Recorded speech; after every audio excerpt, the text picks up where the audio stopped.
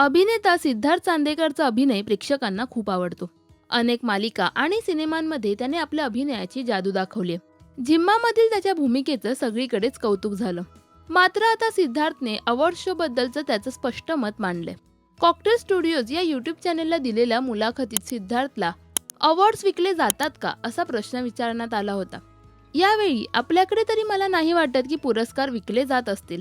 आपण त्या लेवलला अजून तरी नाही पोहोचलोय आणि माझी इच्छा आहे की ती वेळ कधीच येऊ नये.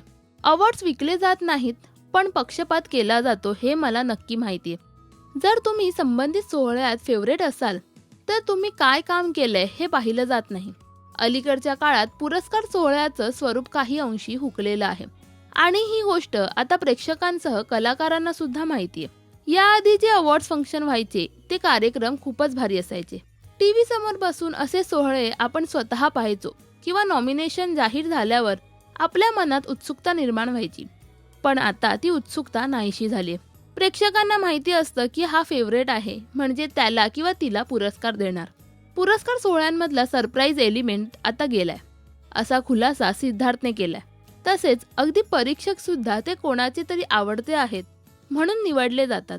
हे सगळे मुद्दे आपण लक्षात ठेवले पाहिजेत. वोट करून विजेता सिलेक्ट करणं यावर माझा विश्वास नाही. या उलट जर एक मोठं पॅनल असेल जिथे सगळ्या क्षेत्रातील लोकांनी चर्चा करून त्यानंतर हे सोहळे किंवा पुरस्कार दिले पाहिजेत असंही मत सिद्धार्थने मांडले.